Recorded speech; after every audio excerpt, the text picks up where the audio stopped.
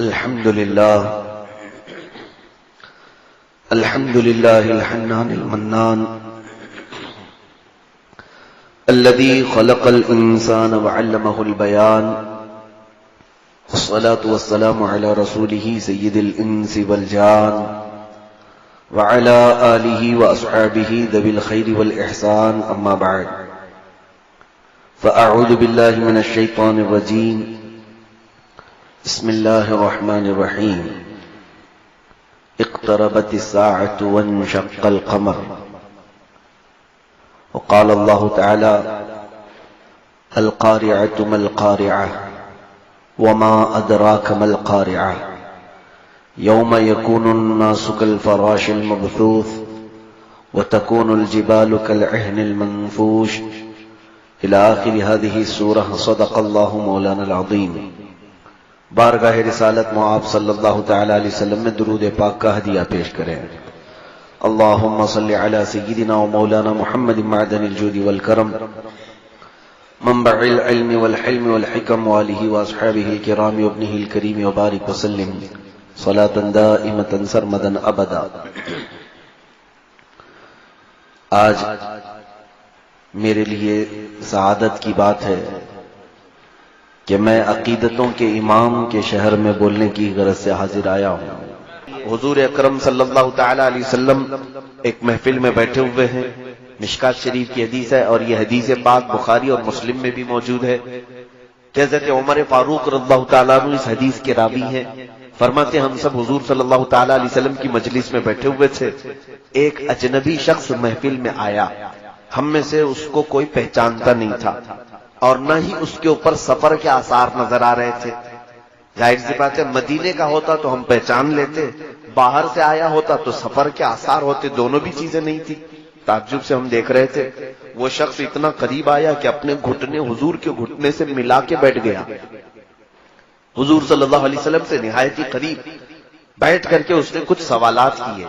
پوچھا سب سے پہلے مل ایمان, ایمان کسے کہتے ہیں؟ اللہ کے نبی صلی اللہ علیہ وسلم نے بیان فرمایا یہی جو چیزیں میں نے کہا ہے, اللہ پر ایمان لانا, فرشتوں پر, اس کی کتابوں پر, اس کے رسولوں پر, قیامت کے دن پر, مرنے کے بعد دوبارہ زندہ ہونے پر, تقدیر پر. پھر اس آئے ہوئے شخص نے پوچھا مل اسلام, اسلام کسے کہتے ہیں؟ پہلا سوال کیا تھا؟ ایمان. دوسرا سوال اس نے کیا اسلام. اسلام حضور نے فرمایا کہ تم گواہی دو اللہ کے سوا کوئی معبود نہیں اور محمد صلی اللہ علیہ وسلم اللہ کے رسول ہیں. نماز قائم کرو, زکوٰۃ دو, روزے رکھو, حج کرو. یہ اسلام ہے. اسلام عمل کا نام ہے. پھر اس نے سوال کیا احسان کسے کہتے ہیں؟ ایمان, اسلام, احسان. احسان میں حضور نے فرمایا تم عبادت اللہ کی ایسی کرو جیسے کہ تم اللہ کو دیکھ رہے ہو. اگر یہ نہیں ہو سکتا تو ایسی عبادت کرو کہ اللہ تمہیں دیکھ رہا ہو. یہ احسان ہے. اب جو چیز مجھے بیان کرنی ہے اس حدیث کا ٹکڑا وہ یہ ہے. کیا ہے؟ چوتھے نمبر پر اس نے سوال کیا متی الساعہ, قیامت کب آئے گی؟ لیکن یہ پورے مجمع میں سوال ہو رہا ہے. صحابہ بھی بیٹھے ہوئے تھے, لیکن رسول کریم صلی اللہ تعالی علیہ وسلم نے اس سوال کے جواب کو الگ انداز میں بیان کر دیا. کیونکہ قیامت کا علم اللہ کے رازوں میں سے ایک راز ہے, سب کو آشکار نہیں کیا جائے گا. تو سوال پوچھنے والے سے حضور نے اتنا ہی فرمایا جتنا پوچھنے والے کو معلوم ہے. جتنا پوچھے اتنا ہی اس کے متعلق پوچھے جانے والے کو بھی اتنا ہے علم ہے. بہرحال حضور نے یہ نہیں فرمایا کہ مجھے معلوم نہیں ہے قیامت کا علم, مجھے معلوم نہیں. حضور نے یہ نہیں فرمایا. بعض لوگ اس کا ترجمہ غلط کرتے ہیں, لیکن حضور نے یہ فرمایا کہ ہاں میں اس کی کچھ علامتیں تمہیں بتا دوں گا. یہ نہیں بتایا کہ 10 جنوری کو 2025 کو, نہیں, محدد ٹائم نہیں, بلکہ یہ فرمایا کہ وہ آئے گی ضرور. ڈیٹ, پرٹیکولر ڈیٹ کی ضرورت نہیں, وہ کب آئے گی اس کی کچھ علامتیں میں بتا دیتا ہوں. اب حضور صلی اللہ علیہ وسلم نے اس محفل میں کچھ علامتیں گنوائی. 2-4 علامتیں تو اس حدیث میں ہی موجود ہے. امت ربتہا, حضور نے فرمایا دیکھنا جب ہر ماں اپنا سردار جننے لگے گی, یعنی جو بچہ پیدا ہو رہا ہے وہ ماں باپ پر حکومت کر رہا ہو, اور پھر تم دیکھو گے کہ ننگے پیر والے نیچ ذات والے بڑے بڑے محلوں میں رہنے لگے، بڑی بڑی بلڈنگوں میں رہنے لگے، حکومت کرنے لگے، سمجھ لو قیامت قریب آ چکی۔ یہ علم اٹھا لیا جائے گا، جاہلوں کو لوگ سردار بنا لیں گے، یہ نشانیاں حضور نے گنائی۔ وہ شخص چلا گیا، حضرت عمر فاروق رضی اللہ تعالیٰ عنہ فرماتے میں دیکھنے کے لیے باہر گیا تو شخص ملا ہی نہیں ان کو۔ رسول کریم صلی اللہ علیہ وسلم نے حضرت عمر کو بلایا، تم اس کو ڈھونڈنے کے لیے گئے تھے؟ کہا اتاکم جبرائیل یعلمکم دینکم، وہ جبرائیل تھے جو تمہارا دین سکھانے کے لیے آئے تھے۔ حضور صلی اللہ علیہ وسلم سے جو انہوں نے سوالات کیے وہ پوری محفل کو سکھانے کے لیے۔ میرے عزیزو آؤ اب اس حدیث سے ہم آگے بڑھتے ہیں۔ اللہ کے حبیب صلی اللہ تعالی علیہ وسلم نے اتنی علامات بتائی ہیں قیامت کے آنے کی کہ کوئی بھی دنیا کا انسان آج تک جو آیا ہے کسی بڑے حادثے کی اتنی اطلاعات اب تک نہیں دے سکا، کوئی بھی۔ موسم بتانے والے جو ایکسپرٹ لوگ ہوتے ہیں، ٹی وی میں آتے ہیں نا روز سوٹ بوٹ پہن کر کے، موسم کا تاپمان اتنا رہے گا، یہاں بارش آئے گی، وہاں ٹھنڈی آئے گی، یہ جس دن بولتے ہیں اس دن بارش آتی نہیں، اور جس دن یہ کہتے ہیں کہ نہیں آ سکتی ہے تو آ جاتی ہے۔ یہ تو گیس کر کے بولتے ہیں، لیکن کسی بڑے حادثے کی اطلاع آج تک کسی نے دی؟ سونامی آ کے چلا گیا، پہلے سے کسی نے بتایا تھا کہ ایک بہت بڑا سونامی آئے گا؟ نہیں بتایا۔ بہت بڑا زلزلہ، امریکہ آج ٹیکنالوجی کے ہائی لیول پر پہنچا ہوا ہے، سائیکلون اتنے زیادہ اس کے ہاں آتے ہیں امریکہ میں کہ وہ اپنے ملک کو بچا نہیں پاتے ہیں۔ جب طوفان آتے ہیں تو ان کے پاس اتنے بڑے بڑے ایکسپرٹ ہیں، کوئی ان حادثوں کی اطلاع ان کو کیوں نہیں دے پاتا؟ جاپان ٹیکنالوجی کا مرکز سمجھا جاتا ہے، ہمیشہ زلزلے ہوتے ہیں جاپان میں، کوئی پکا گھر نہیں بنا پاتا، تو کب زلزلہ آ رہا ہے ان کے ماہرین کیوں نہیں بتا پاتے؟ زلزلہ پروف عمارتیں بنا کر کے بھی ڈھہ جاتی ہیں۔ اور آسٹریلیا کے قریب جنگلات میں اتنی بڑی بڑی آگ لگ جاتی ہے، اچانک بڑا حادثہ۔ میں یہ کہنا چاہ رہا ہوں کسی بڑے حادثے کی اطلاع آج تک دنیا دے نہیں سکی۔ دنیا میں واحد شخصیت ہے محمد الرسول اللہ صلی اللہ علیہ وسلم، جنہوں نے دنیا کے سب سے بڑے بڑے حادثوں کی اطلاع 1400 سال پہلے دی ہے۔ کیا کیا چیزیں ہو سکتی ہیں؟ اللہ کے حبیب صلی اللہ علیہ وسلم نے جو حادثوں کی اطلاع دی ہے اس میں ایک بال برابر بھی فرق نہیں آیا، سب واضح ہوتی چلی آئی۔ قیامت کی نشانیوں کو بزرگوں نے دو حصوں میں تقسیم کیا ہے، علامات صغرا، علامات کبرا۔ علامات صغرا کا مطلب چھوٹی نشانیاں، علامات کبرا کا مطلب ہے بڑی نشانیاں۔ چھوٹی نشانیاں تقریباً پوری ہو چکی، جیسے حضور اکرم صلی اللہ تعالی علیہ وسلم کے یہ فرامین کہ ماں باپ کی نافرمانی کثرت سے ہونے لگے گی، وہ تو ہم دیکھ رہے ہیں۔ گانے باجے کی کثرت بہت زیادہ ہو جائے گی، وہ ہم دیکھ رہے ہیں۔ حضور اکرم صلی اللہ تعالی علیہ وسلم نے یہ بھی فرمایا قیامت کے قریب امانتیں ضائع کر دی جائیں گی، امانتیں ضائع کر دی جائیں گی، یعنی خیانت کرنے والوں کا بہت زیادہ دور دورہ ہو جائے گا، وہ بھی ہم دیکھ رہے ہیں۔ جس کے پاس مال رکھو وہ کھا جائے، خیانت کرے۔ پھر اللہ کے حبیب صلی اللہ علیہ وسلم نے فرمایا دین کے معاملات نااہلوں کے ہاتھ میں آ جائیں گے۔ جاہل جو ہے بڑی بڑی کمپنیاں چلا رہے ہیں، جاہل جو ہے مدرسے چلا رہے ہیں، جاہل جو ہے یونیورسٹیاں چلا رہے ہیں، مسجدیں چلا رہے ہیں، نااہلوں کے ہاتھ میں یہ سارے کام آ جائیں گے۔ یہ بھی حدیث پاک میں تھا، وہ ظاہر ہو گئی۔ مسجدیں بہت بڑی بڑی بنا دی جائیں گی لیکن عبادت کرنے والے نہیں رہیں گے، یہ علامت تو صاف نظر آ رہی ہے۔ مسجدیں سجا دی جائیں گی، خوب زیب و زینت ہوگی لیکن عبادت کم ہوگی، یہ علامت حضور کی۔ تو یہ جو چھوٹی علامات ہیں یہ میں گنا رہا ہوں۔ یہ فرمایا حضور اکرم صلی اللہ علیہ وسلم نے کہ زنا عام ہو جائے گا، ایسے لوگ زنا کریں گے جیسے جانور راستوں پر کرتے ہیں۔ وہ آج یورپین کنٹریز میں آپ جا کر کے دیکھیں تو وہاں کوئی عیب نہیں، اور آپ تو یہاں ایک تہذیب والے شہر میں رہتے ہیں، میں ممبئی شہر میں رہتا ہوں، وہاں تو ہم ٹرینوں میں سفر کرتے ہوئے بھی کتراتے ہیں کہ ہمارے سامنے اگر کوئی جوڑا چپکا ہوا ہو تو ہم اسے دیکھ بھی نہیں سکتے اور بول بھی نہیں سکتے۔ اتنی آزادی ہے کہ آج حریت آزادی کے نام پر ہر چیز کر لی گئی۔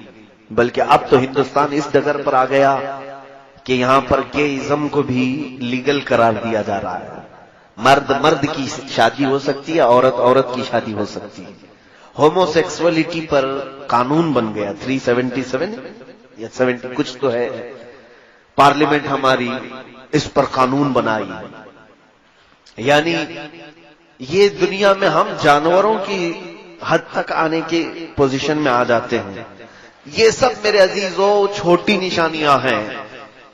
چھوٹی نشانیوں میں اور بہت ساری ہیں جو آپ کے سامنے ہیں. لوگ غیروں کے طریقوں پر، حضور صلی اللہ تعالی علیہ وسلم کی امت پاک میں ہی جو مسلمان ہیں، حضور اکرم صلی اللہ علیہ وسلم نے ایک حدیث میں فرمایا یوشک ان تداعى علیکم الامم کما تداعى الاکلۃ الى قصعتها. قیامت کے قریب تم دیکھو گے کہ میری امت پر ساری دنیا جھپٹ پڑے گی جیسے بھوکا برتن پہ جھپٹتا ہے.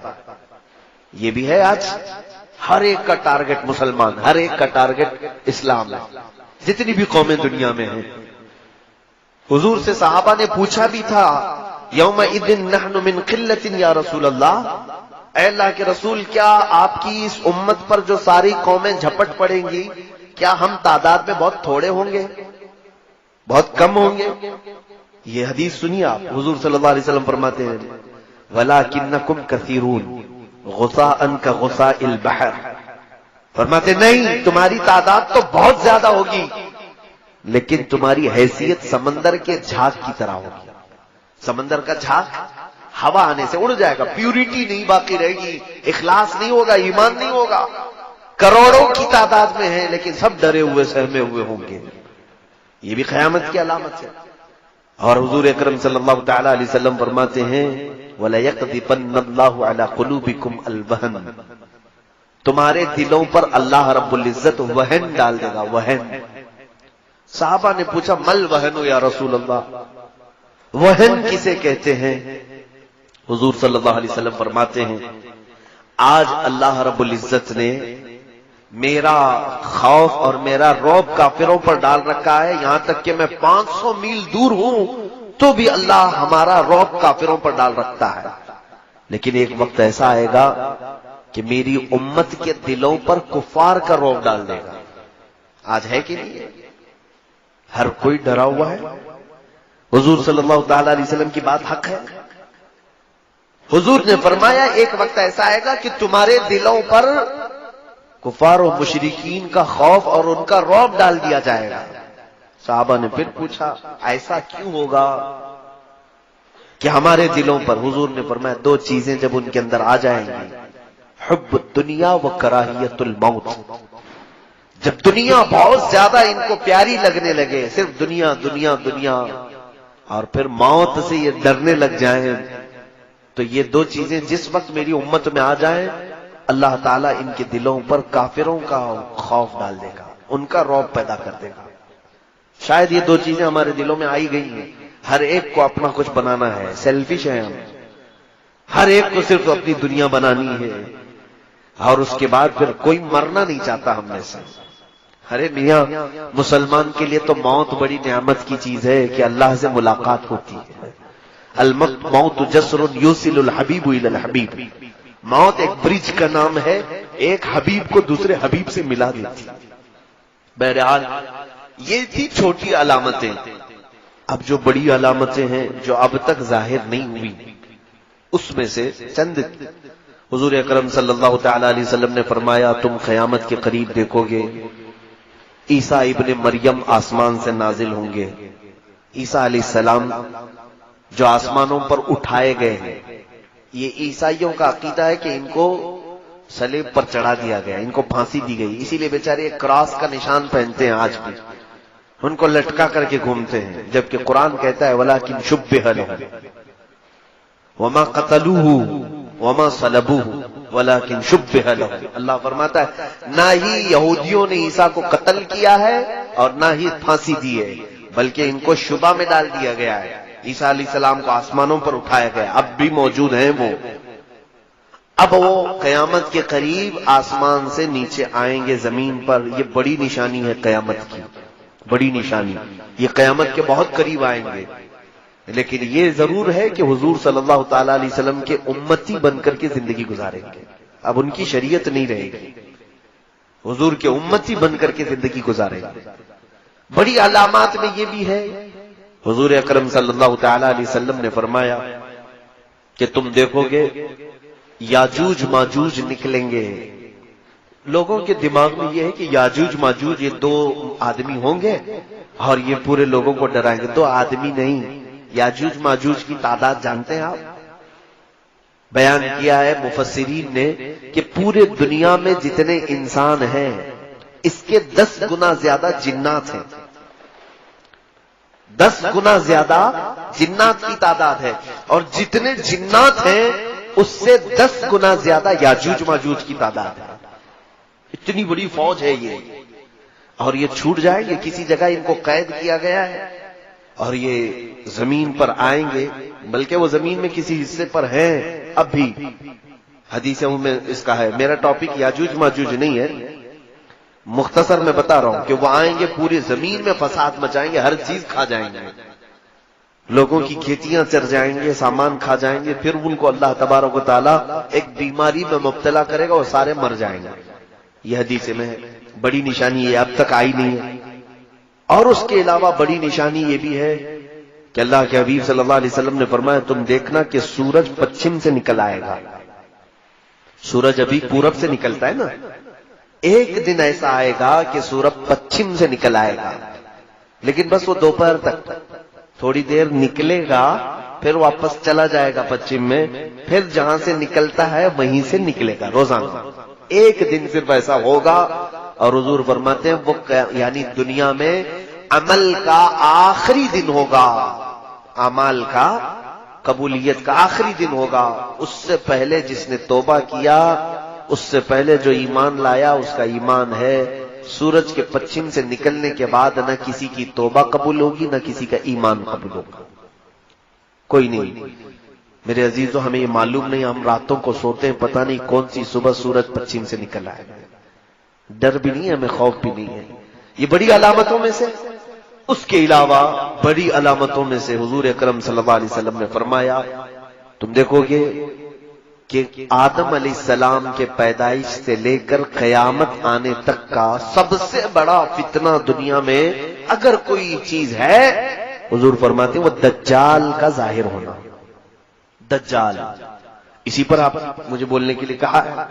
دجال کا ظاہر ہونا. یہ دجال ہے کیا چیز، اس پر میں ڈیٹیل میں آؤں گا، پہلے یہ علامتیں ختم کر لیتے ہیں. دجال کا ظاہر ہونا یہ قیامت کی سب سے بڑی علامت ہے. لیکن ساتھ میں ایک اور نشانی ہے، دابۃ الارض. ایک جانور نکلے گا جس کے ہاتھ میں ایک لاٹھی ہوگی، موسیٰ علیہ السلام کی وہ لکڑی ہوگی، اس کے ہاتھ میں سلیمان علیہ السلام کی انگوٹھی ہوگی. وہ جانور پوری دنیا میں گھومے گا، انسان نما جانور ہوگا، اور وہ مسلمانوں سے بھی ملے گا، کافروں سے بھی ملے گا. تو جس کو ایمان والا وہ دیکھے گا اس کی پیشانی پر موسیٰ علیہ السلام کے عصا سے لکیر کھینچ دے گا، اور جس کو کافر وہ دیکھے گا اپنی انگوٹھی سے اس پر سکہ مار دے گا. تو جس کے پیشانی پر نشان لگ گیا وہ مومن ہی انتقال کرے گا، اور جس کی پیشانی پر اس نے انگوٹھی سے تھپا مارا وہ کافر ہی مرے گا. وہ لاسٹ فائنل کرنے کے لیے آتا ہے دابۃ الارض. لیکن اس سے پہلے دجال آئے گا. دجال کا ظہور یہ ایک بہت ہی امپورٹنٹ چیز ہے میرے عزیزوں. لیکن حیرت کی بات ہے ہم آج تذکرہ کر رہے ہیں، مجھے ٹینشن نہیں، میں حدیثیں پڑھ رہا تھا. دجال کے آنے کا خوف ہونا چاہیے. حضور صلی اللہ تعالی علیہ وسلم اپنی دعاؤں میں یوں عرض کیا کرتے تھے، اللہم انا نعوذ بک من فتنة المسیح الدجال. اے اللہ ہم تیری پناہ مانگتے ہیں مسیح دجال کے فتنے سے. آپ بھی دعاؤں میں اس کو شامل رکھیں.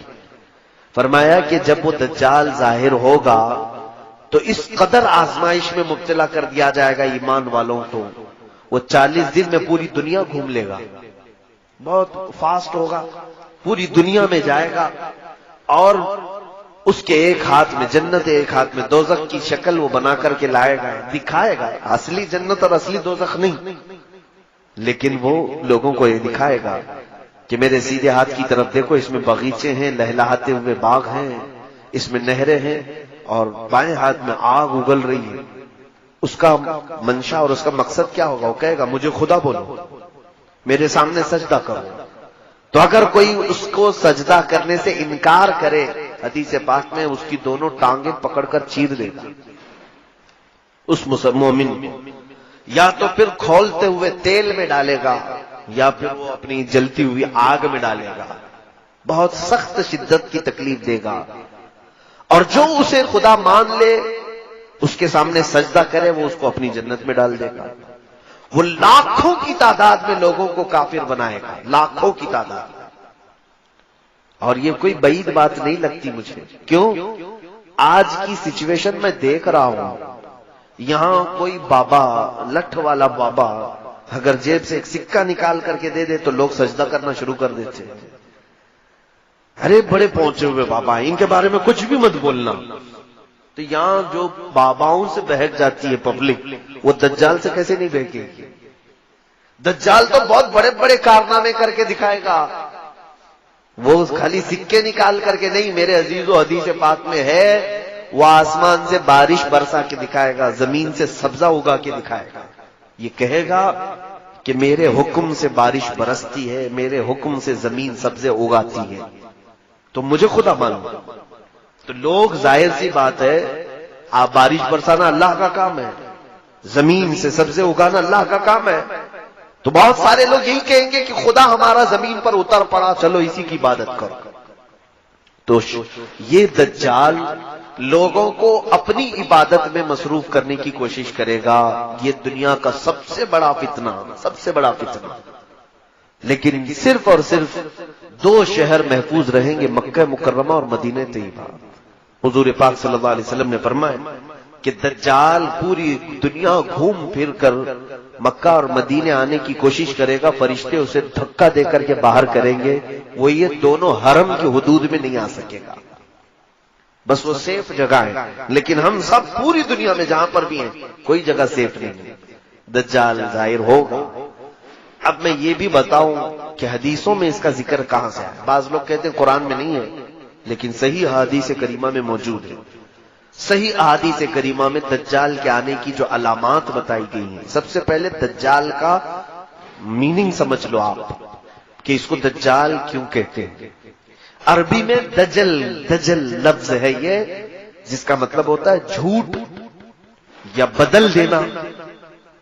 گدھے کے اوپر آپ نے شیر کی کھال ڈالی تو اس کو کہتے ہیں دجل، یہ فریب کیا ہے، اندر کچھ اور ہے، اوپر کچھ اور دکھا رہا ہے، تلبیس، یہ دجل ہے۔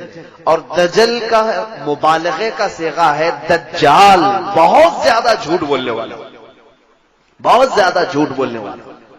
اور ساتھ میں اس کو مسیح دجال کہتے ہیں، حدیث پاک میں بھی مسیح کا لفظ آیا ہے۔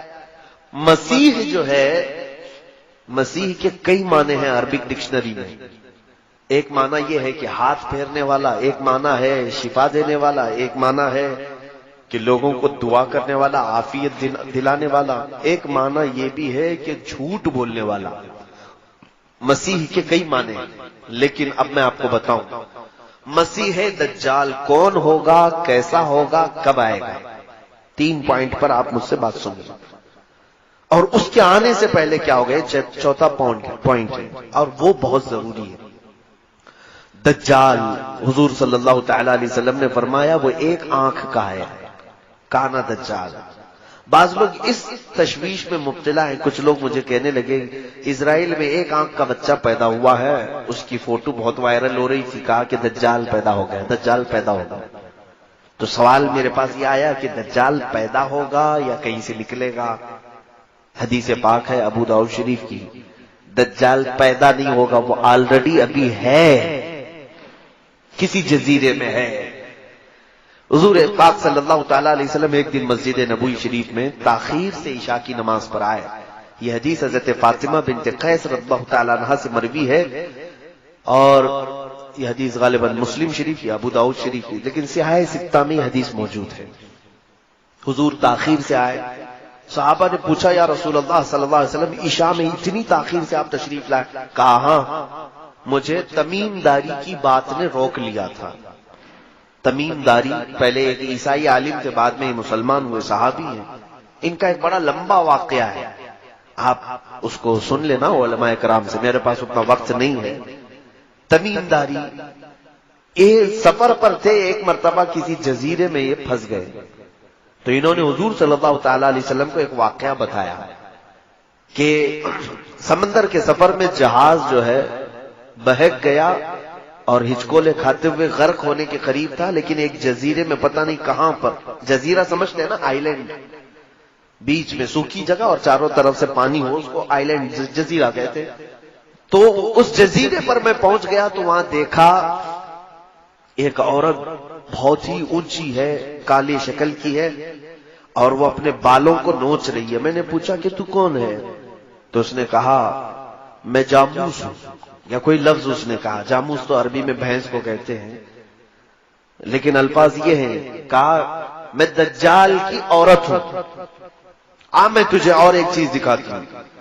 تو لے کر کے گئی، ایک بہت بڑی عمارت تھی، قلعہ تھا، وہاں جا کر کے دیکھا، یہ کہتے ہیں کہ اندر ایک بھیانک شکل والا جس کی ایک آنکھ تھی کالا قسم کا، وہ اپنے بالوں کو نوچ رہا تھا اور زمین سے آسمان کی طرف اچھل کود کر رہا تھا۔ بہت توجہ سے سنی اس حدیث کو۔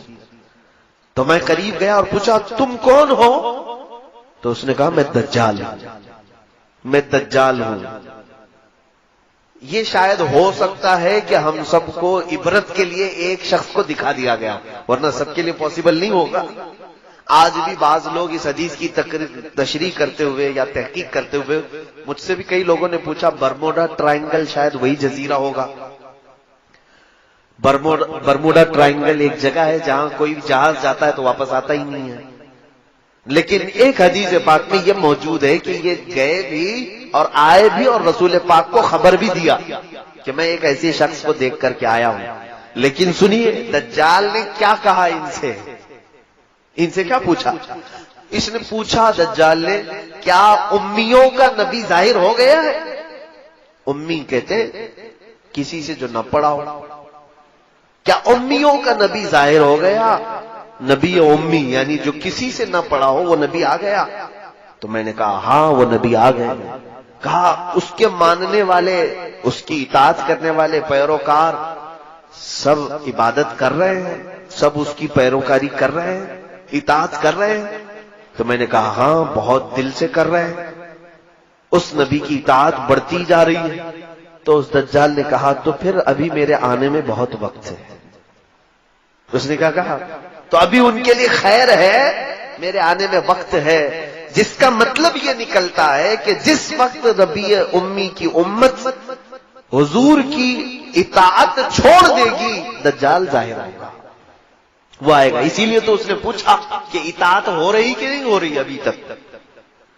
یہ ایک حدیث پاک ہے۔ اس کے علاوہ کئی حدیثیں ہیں جو میں ہو سکے تو کسی بک میں کوٹ کر کے بتا دوں گا۔ مجھے معلوم ہے، میں نے اپنے بھائیوں سے کہا تھا، بچوں سے جنہوں نے پروگرام ارینج کیا ہے، جتنے ایجوکیٹڈ لوگ بیٹھے ہوئے ہیں سب کے ہاتھوں میں ایک نوٹ بک ضرور تھمائیں اور ایک قلم، میری تقریروں کو نوٹ کرتے جائیں، جو چیز اچھی لگے اس کو کوٹ کریں۔ دیکھیں یہ روایتی جلسہ نہیں ہے، آپ جو راتوں میں چلا چلی والے جلسے کرتے ہیں، میں ایک چاہتا ہوں کہ کوئی بیداری اور آپ کے اندر علم کی ایک طلب اور تشنگی اور بڑھتی جائے اور کچھ فائدہ لے کر کے جائیں۔ اس کے لیے یہ ضروری ہوتا ہے کہ آپ تقریر سن کر کے واہ واہ سبحان اللہ نعرے لگا کر سو نہ جائیں، بلکہ اس کو یاد رکھیں اور دوسروں تک پہنچانے کی کوشش کریں کہ میرے پاس ایک ایجوکیشن یہ آیا ہے، تو بھی میرے بھائی سن لے۔ اسی لیے ہم نے یوٹیوب کے چینل وغیرہ چلائے، صرف واحد ہمارا مقصد یہی ہے کہ علم چھپایا نہ جائے، دوسروں تک پہنچ جائے۔ اب دجال کے متعلق یہ بات سنیے۔ ایک حدیث پاک یہ ہوئی، سیدنا ابو بکر صدیق رضی اللہ تعالیٰ عنہ سے بھی حدیث پاک ہے، یہ مسلم شریف کی حدیث میں موجود ہے کہ آپ نے فرمایا کہ حضور صلی اللہ تعالیٰ علیہ وسلم نے دجال کا ذکر فرمایا اور ارشاد فرمایا وہ مشرق کی طرف سے ظاہر ہوگا۔ تو پوچھا کہ مشرق کدھر؟ کہا خراسان کی طرف۔ خراسان جانتے ہیں؟ خراسان یا افغان اور ایران کے علاقے کو خراسان کہتے ہیں۔ تو یہاں سے بھی ٹینشن ختم ہو گیا۔ کچھ لوگ جو ہے عرب سے کہہ رہے ہیں، امریکہ سے، نہیں ضروری نہیں، حدیثوں میں مشرق کا لفظ آیا اس طرف سے آئے گا۔ تو جب بھی آئے گا اس کے آنے سے پہلے کیا ہوگا؟ میں نے 2 پوائنٹ تو پہلے بتا دیے تھے. کون ہے اس کے بارے میں نے بتایا، وہ سب سے زیادہ جھوٹا ہوگا. یعنی جو خدا ہی بن کر کے آیا ہے اس سے بڑا جھوٹا کون ہو سکتا ہے. دوسری چیز یہ ہے کہ وہ کیسا ہوگا، وہ بتایا حضور صلی اللہ علیہ وسلم نے کہا ایک ہی آنکھ ہوگی اس کی اور کانا ہوگا، اسی لیے اس کو کانا دجال بھی کہتے ہیں، اور وہ 40 دن میں پوری دنیا گھومے گا. اچھا، اب تیسری بات یہ ہے وہ کب آئے گا. اس کی ایک بات یہ ہے کہ حضرت ابوبکر صدیق نے پوچھا یا رسول اللہ صلی اللہ علیہ وسلم وہ کب آئے گا؟ فرمایا دجال اس وقت ظاہر ہوگا جب سارے لوگ اس سے غافل ہو چکے ہوں گے، اس کے بارے میں کوئی بات ہی نہیں کر رہا ہوگا. آج تو ہم بات کر رہے ہیں، اسی لیے میں نے کہا مجھے ٹینشن نہیں ہے، لیکن جس وقت سارے لوگ بھول چکے ہوں گے کوئی بات ہی نہیں کر رہا ہوگا دجال کے متعلق. دجال اچانک آئے گا. لیکن میرے عزیزوں ہمارا ایک بات کرنا بھی کافی نہیں ہے. میجورٹی آج دجال کے متعلق گفتگو نہیں کرتی. صحیح بات ہے. علماء کرام کو میں بلیم نہیں کر رہا، میں علماء کی توہین نہیں کرنا چاہتا، نہ میں علماء کی بے ادبی کرنا چاہتا ہوں، لیکن آج ہو سکتا ہے یہ مصلحت ہوگی. میں نے کثرت سے علماء کو دیکھا دجال کے متعلق یا اس ٹاپک پر نہیں بول رہے. شاید یہ حدیث پاک میں اسی لیے کہا گیا جس وقت سارے لوگ بھول چکے ہوں گے دجال کو تب دجال آئے گا. تو بھول گئے ہیں آج، دوسرے سارے ٹاپک پہ ہم گفتگو کرتے اس پر نہیں. جب تک دجال سے لوگوں کو ہم ڈراتے رہیں گے، اس کے فتنے سے پناہ مانگتے رہیں گے لوگ، وہ نہیں آئے گا، وہ نہیں آئے گا. اب اس کے آنے سے پہلے کیا ہوگا، یہی میرا ٹاپک ہے. فرمایا گیا کہ جھوٹ کو سچ کر دیا جائے گا اور سچ کو جھوٹ بنا دیا جائے گا. پوری دنیا میں آج اس مشن پر پورا بہت بڑے پیمانے پر کام ہو رہا ہے. جھوٹ کو سچ بنا دو اور سچ کو جھوٹ بنا دو. اور اس میں سب سے بڑا اگر کوئی رکن ہے دجال کا تو وہ میڈیا ہے. اسی لیے میں اپنی تقریروں میں ہمیشہ یہ کہتا ہوں، لوگ گودی میڈیا کہنے لگے. گودی میڈیا نہیں، ان کو دجالی میڈیا کہو. دجال کے پلان پر عمل ہو رہا ہے. یعنی جتنا جھوٹ ہے اس کو اتنا مسالہ لگاؤ، اتنی بار بولو کہ سچ لگنے لگ جائے، اور کسی سچ کو اتنا چھپا دو کہ لوگ بھول جائیں کہ وہ کوئی جھوٹی بات ہوتی. یہ آج ہو رہا ہے کہ نہیں ہو رہا ہے؟ اور گناہوں کو سجا کر کے پیش کیا جائے گا کہ نئی نسل کو یہ لگے گا کہ یہ نیکی کا کام ہے. آج سود کو انٹرسٹ کا نام دیا گیا، فائنانس کا نام دیا گیا، نئے نئے نام دے رہے ہیں. گناہ تو وہی ہے نا. شراب کو الگ الگ نام دیے جائیں گے سجا کر کے.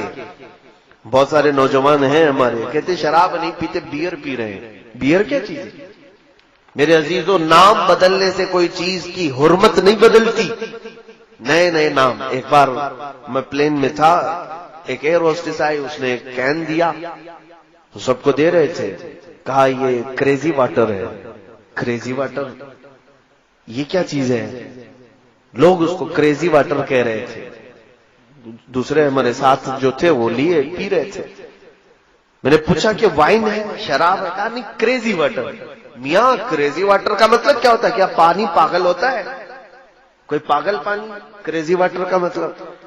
تو بغل والے نے کہا کہ یہ وائٹ الکوہل ہے. یعنی شراب جس طرح رنگیلی ہوتی ہے اس کو بالکل پیوریفائی کر دیا گیا ہے، اور اتنا ریفائن کر کے جیسے پانی ہوتا ہے ویسی پانی کی طرح اس کو بنا دیے ہیں. لیکن ہے شراب، ہے شراب لیکن بالکل پانی کی طرح بنایا گیا، اس کو کریزی واٹر کہہ رہے ہیں. میرے عزیزوں اس دن مجھے یہ سمجھ میں آیا کہ یہی دجال کے آنے سے پہلے جو مخبر صادق صلی اللہ علیہ وسلم نے بیان فرمایا، ہر باطل چیز کو سجا کر کے دنیا میں پھیلا دیا جائے گا. آج اس مشن پر سب سے زیادہ کام ہو رہا ہے. میں آپ کو اب یہ بات بتاؤں گا کہ مولانا آپ یہ دجال کے متعلق کہہ رہے ہیں کہ دجال کے آنے سے پہلے یہ ساری چیزیں ہوں گی، لیکن کون کر رہا ہے؟ میں یہ بھی بتا دوں، دجال کے آنے کا جتنا ہمیں خوف ہے، ہمیں ڈر ہے کہ نہیں ہے؟ حضور نے فرمایا کہ اس کے فتنے سے ڈرو کہ وہ بہت بڑا فتنہ ہے، کتنوں کو بے ایمان کر دے گا، کافر بنا ڈالے گا. میں ابھی شروع میں ہی یہ بات کہا نا، ہم پتہ نہیں ہمارے سامنے چھوٹی بڑی چیزیں اچھمبے والی ہوتی ہیں تو ہم دل دے بیٹھتے ہیں لوگوں کے پیچھے. دیکھتے نہیں کتنے ایسے ڈھکوسلے پیروں کے پیچھے پھر رہے ہیں. اچھے پیروں کی بات نہیں کر رہا ہوں. ہمارے علاقے میں بہت سارے ایسے ہیں ساؤتھ سائڈ میں جو ایک وقت کی نماز نہیں پڑھتے, عورتوں سے اپنے جسموں کی مالش کرواتے ہیں. ان کے ہزاروں مریدین ہیں. ایک بابا ہے, اس کو دودھ سے لوگ نہلاتے ہیں, عورتیں نہلاتی ہیں. اس نے تو اپنے گھر کے سامنے کعبہ تک بنا ڈالا ہے. کعبہ تک بنا ڈالا ہے. کیوں ان کے پیچھے پبلک ہے؟ میں نے پوچھا کہ تم پاگل ہو, مسلمان ہو, سامنے وہ شرک کر رہا ہے اس کے پیچھے پڑے ہو. کہا نہیں تمہیں معلوم نہیں بابا کے چمتکار کیا کیا ہے. کہا کیا دکھاتا ہے یہ نظر بندی کرتا ہے, جادو کرتا ہے, لوگوں کے پیٹ میں سے سوئیاں نکالتا ہے, لوگوں کے پیٹ میں سے بلیڈ نکالتا ہے. اور کہتے ہم نے تو کبھی نہ سوئی کھائی نہ بلیڈ کھائی, لیکن بابا جب کہہ کر آتے ہیں تو سوئی بھی نکلتی ہے, بلیڈ بھی نکلتی ہے. کہا یہ تو نظر بندی ہے, شعبدہ بازی ہے, جادوگری ہے. اور اس کو دیکھ کر کے وہ لوگ اس کے فریفتہ ہو گئے بابا کے. اسی دن مجھے یہ بات یاد آئی, اس بابا نے تو خالی اتنا ہی دکھایا, جب دجال بارش برسا کے دکھا دے گا, سبزہ اگا کر کے دکھا دے گا, تب تو یہ قوم تو اس کو اللہ ہی کہنے لگ جائے گی, اس کو تو خدا مان بیٹھے گی. اسی لیے دجال پوری دنیا کا سب سے بڑا فتنہ ہے جو حضور نے فرمایا. اب اندازہ کیجیے آپ, رسول کریم صلی اللہ تعالی علیہ وسلم جس کے فتنے سے پناہ مانگتے ہو وہ فتنہ کتنا بڑا ہوگا. نبی آخر الزمان صلی اللہ علیہ وسلم خود دعا کرتے تھے, اے اللہ مجھے دجال کے فتنے سے بچا. وہ کتنا بڑا فتنہ ہوگا. اس لیے ہم لوگوں کو ہلکے میں نہیں لینا ہے اس کو. اچھا میں جو بات کہہ رہا تھا, ہم جتنا اس کے فتنے سے ڈرتے ہیں, دنیا میں ایک قوم ایسی ہے جو اس کا شدت سے انتظار کر رہے ہیں. دجال کو وہ بہت زیادہ چاہتے ہیں, بہت زیادہ محبت کرتے ہیں, اور اس کے آنے کے لیے جانے کیا کیا کر رہے ہیں. ہم ڈر رہے ہیں نا, ہم تو اس کے فتنے سے ڈرے. دنیا میں ایک قوم ہے جو دجال کے آنے کا انتظار کر رہی ہے, وہ یہودی قوم ہے. جیوز جو ہیں, یہودی, اسرائیلی. میں اس کو کھل کر کے بول رہا ہوں. ایک بات مجھے معلوم ہے, میرے استاد مصر میں انہوں نے بتایا بھی تھا کہ یہودی اس وقت دنیا میں اتنے منصوبے بناتے ہیں, اور ان کے خلاف جو بولتا ہے اس کو یا تو مار ڈالتے ہیں, یا اس کے خلاف ایسی سازشیں رچتے ہیں کہ وہ بند ہو جائے, قید ہو جائے, یا تو پھر اسے خرید لیتے ہیں. یہ تو میں تقریباً 10 سال سے بول رہا ہوں. مجھے اس بات کا خوف نہیں ہے. جس وقت تک اللہ نے زبان رکھی ہے, میں امت محمدیہ کو حضور کی امانت سپرد کر کے رہوں گا. جب اللہ کو منظور ہو وہ میری زبان بند کرا دے, اور رب تبارک و تعالیٰ کے چاہے بغیر کچھ نہیں ہوتا. اس بات کو سن کر کے چلے. اگر کسی کو سننے میں اور محفل میں بیٹھنے سے ڈر لگتا ہے کہ یہ کوئی ہارر ٹاپک ہے, تو خدا حافظ کہہ سکتے ہیں, اپنے بستر پہ جا بھی سکتے ہیں. میری طرف سے کوئی زور زبردستی نہیں ہے بیٹھنے کی. لیکن اگر کسی کو کچھ نالج لینا ہے تو بیٹھ سکتے ہیں. دجال کے متعلق سب سے زیادہ اگر کسی کو انتظار ہے تو یہودیوں کا ہے, اسرائیل کو. اب ان کی کتابوں میں ان کے بڑے لوگوں نے لکھا ہے کہ دجال اس وقت تک نہیں آئے گا جب تک اسلام اور مسلمانوں کو رسول سے دور نہیں کر دیا جائے گا. سب سے اہم چیز ہے یہ. ان کو کیا چاہیے؟ دجال چاہیے. اور دجال کے آنے کے لیے دروازہ کیا ہے؟ پوری دنیا کے مسلمان اپنے نبی سے دور ہوں. کیونکہ دجال نے بھی اس حدیث میں نے بتایا نا, پوچھا نا تمیمداری سے کہ وہ آخری نبی آ گئے, تو انہوں نے کہا آ گئے. اس نے پوچھا کیا ان کی امت ان کی اطاعت کر رہی ہے, تو انہوں نے کہا اطاعت کر رہی ہے. تو دجال نے کیا کہا, ابھی میرے آنے کا وقت نہیں. اب ان کو دجال چاہیے. کیوں؟ یہ کہتے ہیں ہمارا وہ مسیحا ہے. دجال کے آنے کے لیے روزانہ صبح اور شام میں دعائیں ہوتی ہیں اسرائیل میں, روزانہ دعائیں ہوتی ہیں. اور وہ اس لیے دعا کرتے ہیں کہ وہ ہمارا مسیحا ہے, ہمیں تکلیفوں سے نجات دے گا, ہماری پوری دنیا میں حکومت قائم کرے گا, ہمیں موت سے بھی بچائے گا. ایک بات یہ بھی یاد رکھ لیں کہ دنیا میں سب سے زیادہ موت سے ڈرنے والی قوم یہودی ہے. وہ مرنا نہیں چاہتے کوئی بھی. وہ موت سے بہت ڈرتے ہیں، اسی لیے ان کا آپس میں جو ایک دوسرے کو سلام بھی جو کرتے ہیں نا، ہم السلام علیکم کہتے ہیں نا، ان کا سلام ہے ذی 1000 سال. فارسی میں یہ ہے ذی 1000 سال. تفسیر میں لکھا ہوا ہے یہودی آپس میں ایک دوسرے کو سلام بھی کرتے ہیں تو یوں کہتے ہیں جیو 1000 سال، جیو 1000 سال. قرآن میں پہلے پارے میں اللہ نے فرمایا ہے لو یعمر 1000 سنۃ وما هو بمزحزحہ، یعنی اگر ان کو 1000 سال کی عمر بھی دے دی جائے تب بھی وہ مرنا پسند نہیں کرتے. اور اللہ تعالیٰ نے ان کے رد میں جتنی آیتیں نازل فرمائی، یہ کہتے ہیں ہم اللہ کے بیٹے ہیں، ہم اللہ کے محبوب ہیں. پوری دنیا کیچڑ سے بنائی گئی ہے اور ہم کو جنت کی مٹی سے بنایا گیا ہے. پوری دنیا کو جانوروں کے پخانے سے زیادہ گندی چیز سے بنایا گیا ہے، اور ہم شعب اللہ المختار ہیں، اللہ کی پسندیدہ قوم ہے. کون کہتا ہے؟ یہود، جیوز. یہ ایک مٹھی بھر قوم ہے. انہوں نے جو عقیدے بنا رکھے ہیں وہ یہ ہے کہ دنیا کی سب سے افضل ترین قوم ہم ہیں، ہمارا ہی حق ہے دنیا میں، ہر چیز پر ہمارا قابو ہونا چاہیے، اقتدار ہمارا ہونا چاہیے. یہ قوم ایسی ہے، یہ پوری دنیا میں کہتے تھے وقالت الیہود نحن ابناء اللہ واحباؤہ.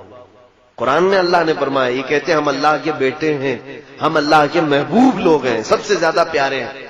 تو اللہ نے ان کے رد میں آیت نازل فرمائی، جانتے ہیں اے محبوب ان کو کہہ دو جو محبوب ہوتا ہے وہ محب سے ملنا چاہتا ہے کہ نہیں چاہتا؟ ملنا چاہتا ہے کہ نہیں؟ یہ کہہ رہے ہم اللہ کے محبوب ہیں تو ان سے کہہ دے ذرا موت کی تمنا کریں تاکہ تمہارے محبوب سے مل لو. اور اللہ فرماتا وَلَن يَتَمَنَّوْهُ أَبَدًا، ہرگز یہ تمنا بھی نہیں کریں گے مرنے کی. جھوٹ بولتے ہیں. اللہ کے تم محبوب ہو تو پھر مرنے کی تمنا کیوں نہیں کرتے؟ جو محبوب ہوتا ہے وہ چاہتا ہے کب میں دنیا سے جاؤں میرے مولا سے ملاقات کروں. تو یہاں پر یہ قوم ایسی ہے جو مرنا نہیں چاہتی. جو امپورٹنٹ بات ہے وہ میں آپ کو بتا دوں، بہت زیادہ مسئلہ پھیلانے سے کوئی مطلب نہیں ہوگا. کل خلاصہ ملا کر کے میں آپ کو بتا دوں کہ دنیا میں اتنا اتھل پتھل یہ کیوں مچائیں. سب کو اب تقریباً نوجوانوں کو معلوم ہو چکا ہے الومیناتی کیا ہے، فری میسن کیا ہے، اور پھر یہ جتنی ان کی تنظیمیں ہیں خفیہ تنظیمیں یہ کیا ہیں. سیکریٹ اب تو کچھ نہیں رہ گیا، یہ سب پورا ظاہر ہو گیا. 1 آئی یہ ایک آنکھ کی علامت کیا ہے، ٹرائنگل کیا ہے، 66 کیا ہے، یہ سب یہودیوں نے بنائی ہوئی علامتیں. میں بہت سرسری انداز میں جا رہا ہوں کیونکہ پڑھا لکھا طبقہ بیٹھا ہوا ہے، اور اگر نہیں معلوم ہے تو میرے ان اشاروں پر آپ انٹرنیٹ میں سرچ کرو اور معلوم کرو کہ یہ چیزیں کیا ہیں. یہودیوں کی خفیہ تعلیمات ہیں. لیکن آپ یہ ہم سے پوچھیں گے آخر یہ کیوں ایسا کر رہے ہیں، ان کو کیا فرق پڑتا ہے، ہمارے پیچھے کیوں پڑے؟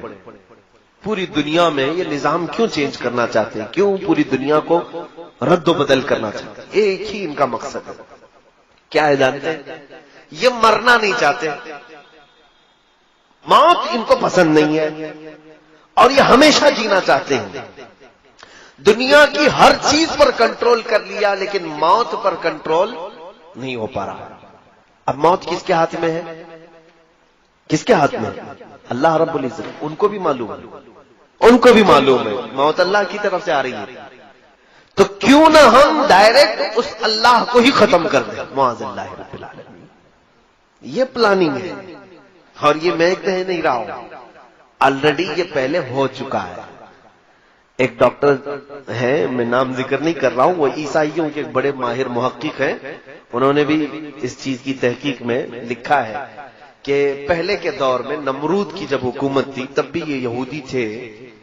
تو ان لوگوں نے کیا کیا تھا، نمرود جو بادشاہ ہے اس نے ایک بہت بڑا محل بنایا تھا. نمرود بھی بہت لمبی عمر تک جیا، بہت بڑی طاقت تھی، وہ خدا کہلاتا تھا اپنے آپ کو، لوگوں سے سجدے کرواتا تھا. لیکن اب اس کو بھی ایک ہی ٹینشن تھا، کیا؟ موت کا. مر جاؤں تو سارا خدا ختم، سڑ گیا. اس کو بھی موت نہیں چاہیے تھی. اس نے کیا سوچا، پوری دنیا پر میرا کنٹرول، پورے لوگ میرے سجدہ کر رہے ہیں تو کیوں نہ میں پوری پبلک کو ملا کر کے فوج بنا لوں اور اس خدا سے لڑ لوں. ایک بار ٹرائی کر کے دیکھتے ہیں. اس خدا کو مار کے گرا دیں گے تو پھر اب موت حیات سب ہمارے ہاتھ میں آ جائے گی. یہ پلاننگ اس وقت اس نے کیا تھا. یہ ہماری کتابوں میں نہیں ہے، لیکن پرانی دوسری مقدسات میں موجود ہے.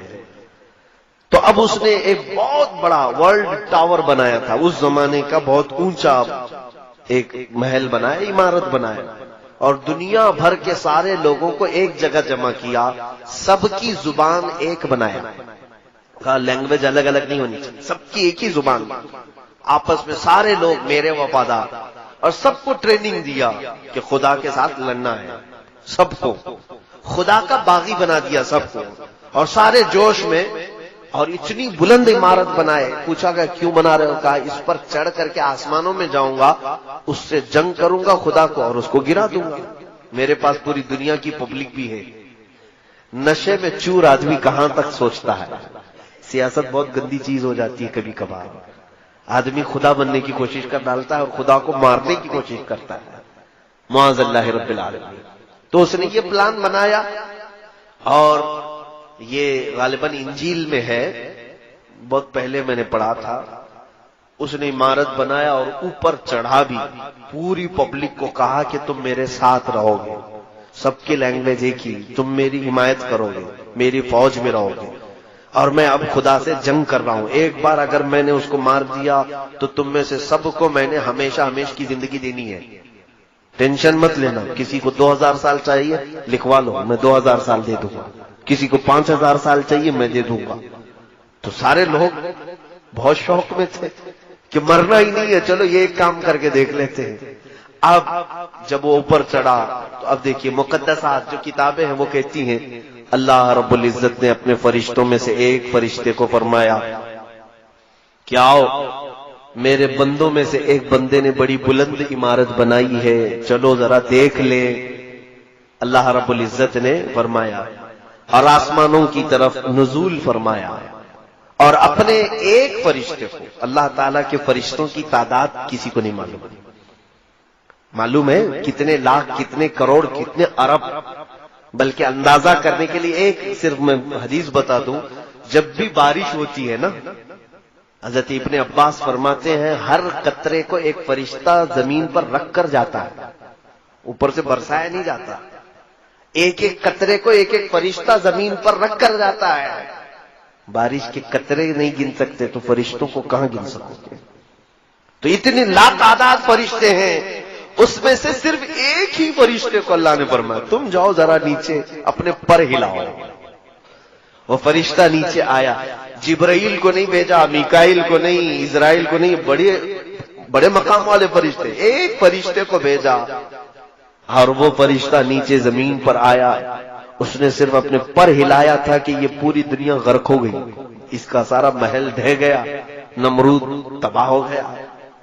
اور اس کے بعد پھر یہ جتنے لوگ بچے تھے، کچھ اکثر تو مر گئے، جتنے بچے تھے اللہ نے فرمایا ان کی سب کی زبان کو الگ کر دو. سب کی زبان ڈیوائیڈ کر دی گئی، اس کی زبان الگ، اس کی زبان الگ، اس کی زبان الگ. یہ بھی اللہ کی حکمتوں میں سے ہے کہ یہ پھر ایسی پلاننگ کرنے کے لیے سب جمع نہ ہو جائے، الگ الگ کر دی گئی. یہ دوسری کتابوں میں موجود ہے. تو یہ پلاننگ ان کے دماغ میں آج بھی چل رہی ہے. فلاپ تو ہوا تھا آئیڈیا پرانے زمانے کا. اب جو اسرائیل ہے، یہودی ہے، اور اسی مقدس کتاب میں یہ بھی لکھا گیا ہے کہ اے لوگوں دیکھنا قیامت کے قریب ایک بار اور اس طرح کی کوشش کی جائے گی. اب بات سمجھ میں آئی آپ کے؟ اس طرح پہلے خدا سے لڑنے کا ایک پلان کیا انہوں نے، فلاپ ہو گئے اور مار دیے گئے. اب ان کو جدید ٹیکنالوجی پر، نیو ٹیکنالوجی پر اتنا بھروسہ ہے. انہی مقدسات میں کہا گیا ہے دیکھنا قیامت سے قریب ایک بار اور یہ چیز کوشش کر لیں گے. اب مجھے یہی لگتا ہے، یہ حدیثوں میں تو ہے نہیں کہ یہ لوگ خدا سے لڑنے کے لیے کوشش کریں گے، لیکن ان کی کتابوں میں لکھا ہوا ہے یہودیوں کی. اب مجھے یہی سمجھ میں آتا ہے اسی پلاننگ کے تحت یہ اسی انداز سے چل رہے ہیں. ان کو ایک مسیحا چاہیے ہے، وہ دجال ہے جو خدا کا دشمن ہے. اور انہیں معلوم ہے دجال کا پاور کیا ہے. 40 دن میں پوری دنیا میں گھومے گا، لوگوں کو آسمان سے بارش برسا کے دکھائے گا، زمین سے سبزے اگا کر کے دکھائے گا. ان کو ایک ایسا پاورفل آدمی چاہیے جو خدا سے لڑ سکے، اس لیے وہ انتظار کر رہے ہیں. دوسرے ان کو کیا چاہیے؟ پوری دنیا کی لینگویج ایک ہونی چاہیے. تو یہ گلوبل لینگویج کے طور پر انگلش کو مشہور کر بھی رہے ہیں کہ سب کی کنیکٹ کرنے والی، سب کو کنیکٹ کرنے والی زبان انگلش ہونی چاہیے، سب کی کرنسی ایک بنانا چاہتے ہیں، اور آج تقریباً یہ کر بھی چکے۔ ڈالر پوری دنیا کی کرنسی بنتی جا رہی ہے، تقریباً ہر ملک اپنی ٹریڈنگ ڈالر میں کرنا چاہتا ہے، پوری دنیا کی ایک کرنسی ہو، ایک لینگویج ہو۔ اور آپ دیکھنا اکثر ان کے جتنے بڑے پریزیڈنٹ ہوں یا جو سٹارز ہیں، وہ اپنے بیانوں کے بیچ بیچ میں ون ورلڈ آرڈر یہ بات کہہ جاتے ہیں۔ نوجوان طبقہ اس کو نوٹ کر لے، one world order. One world order کا مطلب یہ ہوتا ہے ایک دنیا ایک حکم پر چلے، الگ الگ کنٹری نہیں چاہیے ہم کو، الگ الگ سیاست نہیں چاہیے، پوری دنیا ایک ہی حکومت پر، ایک ہی آرڈر پر چلے، یہ ان کا پلان ہے۔ کیوں میاں، کیوں پوری دنیا کو ون ورلڈ آرڈر میں ڈال رہے ہیں آپ؟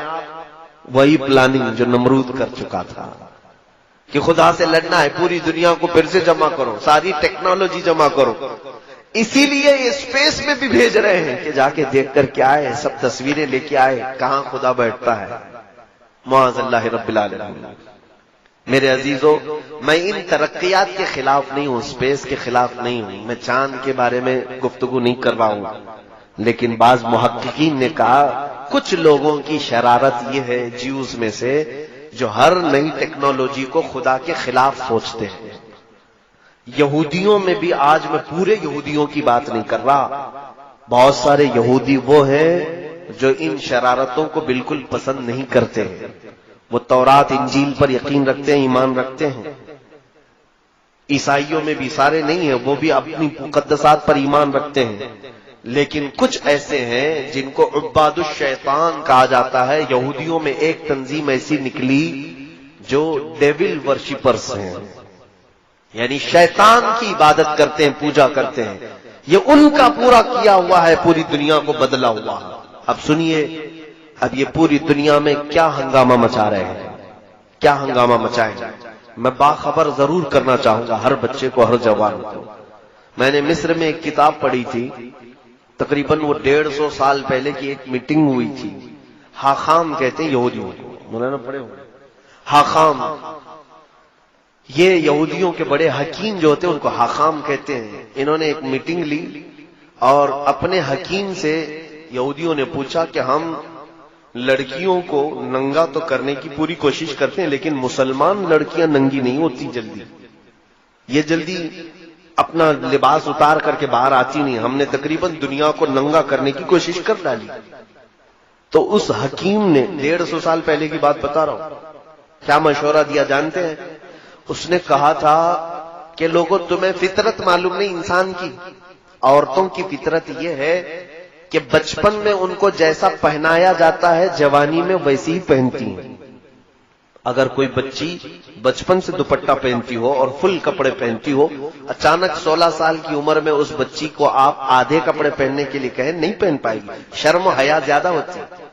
آپ ہی کی بات لے لیں، ابھی آپ پینٹ شرٹ پہن رہے ہیں، فل کپڑے پہن رہے ہیں، اچانک آپ کو کہہ دیں چڈی پہنو اور ہاف بنیان پہن کے باہر آؤ، شرم لگے گی کہ نہیں لگے گی؟ حیا مانے ہوتی ہے۔ جو فل کپڑے پہنتا ہے وہ ہاف کپڑے میں جلدی نہیں آتا۔ ہاں، جس کی بچپن سے ہی ہاف کپڑے میں رکھ دیا جائے، وہ 16 سال کیا، 20 سال کیا، 40 سال کیا، وہ ننگا گھومنے میں اسے کبھی شرم نہیں آتی۔ اس یہودی حکیم نے کہا، اے لوگوں، مسلمان بچیاں اس لیے ننگی نہیں ہو پا رہی آج تک ہمارے پلان کے مطابق کہ ان کے گھروں میں ان کے ماں باپ ان کو فل کپڑے پہنا کر کے رکھتے ہیں، بچیوں کو دوپٹے اڑواتے ہیں، اسکارف پہناتے ہیں، جس کی وجہ سے 16 سال کی عمر میں ان پر تم محنت کرتے ہو، یہ ننگی نہیں ہو پاتی۔ کہا کیا کریں؟ اس یہودی عالم نے کہا، ان کی بچیوں کے کپڑے ہاف بنانا شروع کرو، بچیوں کے اوپر محنت کرو، بڑی عورتوں پر نہیں، 16 سال 17 سال کی عمر کی بچیوں پر نہیں، چھوٹی بچیوں پر محنت کرو۔ میں نے یہ ایک عبارت پڑھی تھی، اس کے بعد آج تک میں دیکھ رہا ہوں مارکیٹ میں جب ہم لباس خریدنے کے لیے جاتے ہیں اپنی چھوٹی بچیوں کے، بہت کم ایسا لباس ملتا ہے جس میں فل سلیوز ہوتے ہیں، ہاف کپڑے کے بچیوں کو ہم سب پہنا رہے کہ نہیں پہنا رہے؟ اور ہم تو اگر کسی کو کہیں تو کہے گا کیا مولانا ابھی سے پردہ فرض ہو گیا؟ 2 سال کی بچی ہے، 3 سال کی بچی ہے، کیا ابھی سے ہم اس کو برقع پہنا دیں، نقاب پہنا دیں؟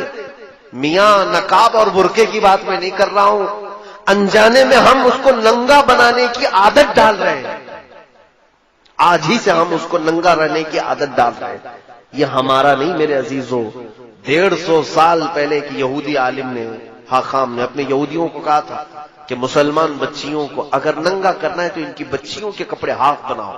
جاؤ آج مارکیٹ میں دیکھ لینا، آپ مارکیٹ میں دیکھو آج کپڑے تو ایسے ہم پہنا رہے ہیں۔ اکثر مسلمانوں کو ہم نے دیکھا کہ وہ دکان میں جا کر کے یہ پوچھتے ہیں کہ ویسٹرن سٹائل کے کپڑے چاہیے بچیوں کے لیے، اور ان کے لیے الگ سے کپڑے دکان والے دیتے بھی ہیں کہ اسکرٹ ہونی چاہیے چھوٹا سا، اور بچیوں کو کندھے شولڈر دکھ رہے ہوں، ان کے جسم کے اعضاء ظاہر ہو رہے ہوں۔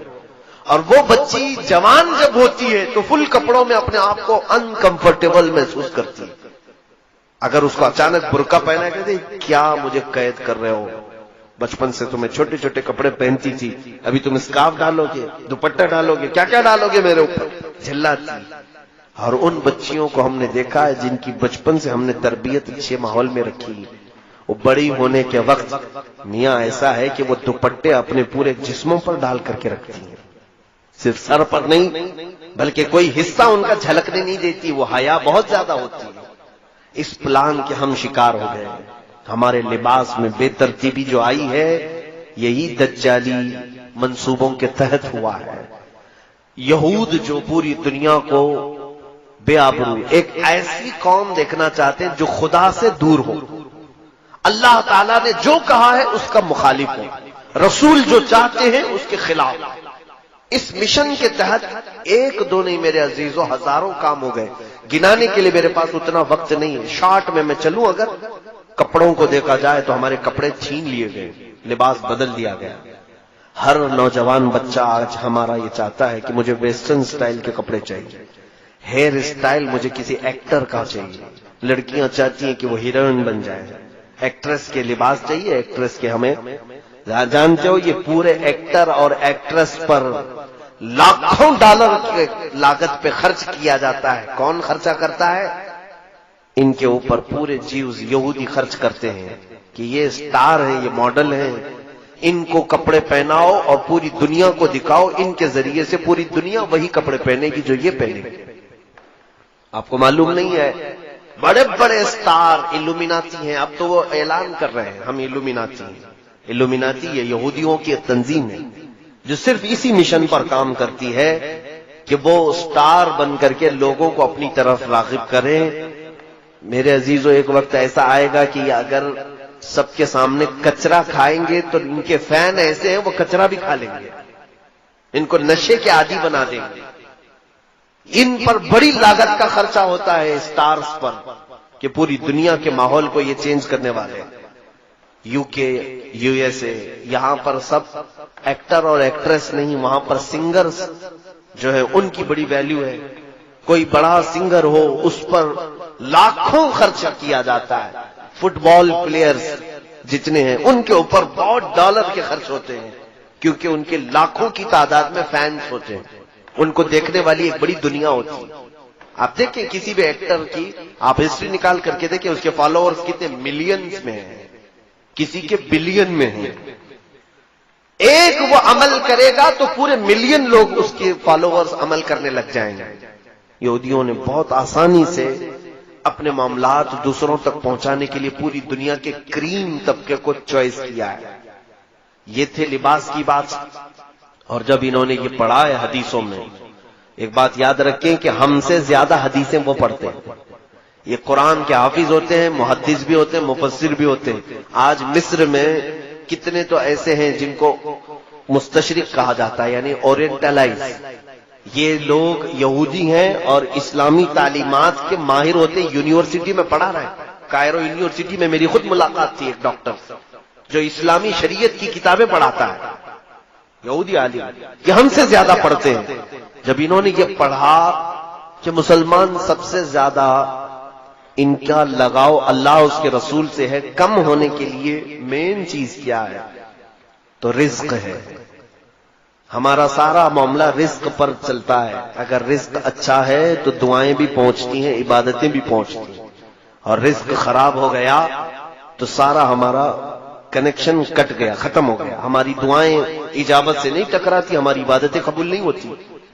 تو رزق پر ایسا عمل کیا گیا ہے، ایسا کہ پوری دنیا میں آج دیکھیں چند سالوں کے بعد حلال کھانا ہمارے لیے مشکل ہو جائے گا. حلال کھانا مشکل ہے.